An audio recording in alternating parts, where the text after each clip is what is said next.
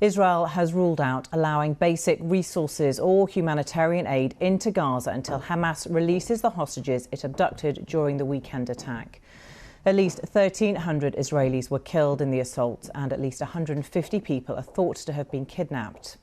Israel's total blockade of Gaza means food and clean water are running out. The mains electricity is cut and raw sewage is building up in the streets. Gaza's health ministry says Israel's sustained bombardment has now killed more than 1,400 people, nearly a third of them children. The Red Cross says the blockade risks turning Gaza's hospitals into mortuaries, warning fuel for generators could run out on Thursday.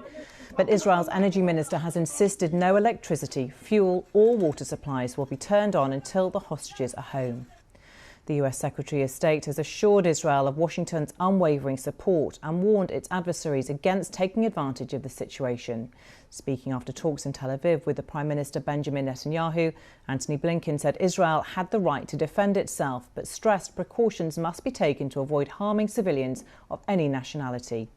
Our chief international correspondent Lise Doucette is in Sderot in southern Israel, very close to the Gaza-Israel border.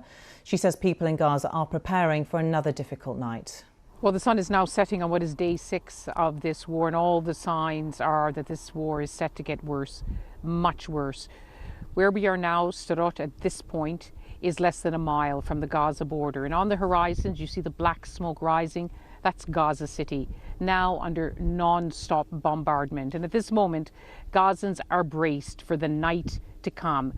Many now saying they hate the night, a time of intense aerial bombardment that they have never seen in their lives. And here on this side throughout the day, there's been the constant crack of Israeli artillery firing into Gaza. We've also heard the deafening blast of the air defense system Israel uses, the Iron Dome, to intercept missiles fired by Hamas. And too, in this border community and all along the places that we visited in southern Israel, along the Gaza border, you see the preparations. Today it was the endless stream of big lorries, white, unmarked, carrying provisions, no doubt for the front where troops are massing, artillery and armour for what's expected to be a land invasion at some point. The military piece is getting into place. Today, the diplomacy was a focus with the arrival of the US Secretary of State Antony Blinken, with 2 messages from Washington: that Israel will have the support of the United States, its staunchest ally, but that it must also remember that even in war, there are rules. And that humanitarian concern is also deepening as the humanitarian crisis in Gaza gets ever worse. That complete siege that Israel has imposed on the territory.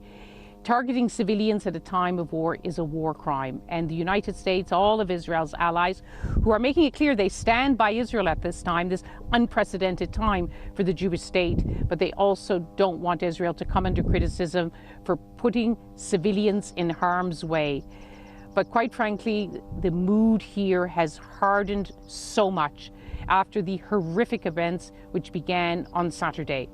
And there are many here. In fact, the mayor of Sderot told us the reason why it hasn't worked in the past is because Western leaders have called the Prime Minister of Israel after 1 week of an operation or 2 and said, stop.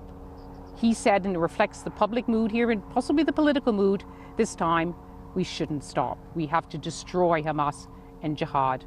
But there are others who say that it just won't work. You have to find a political way out when this war is over.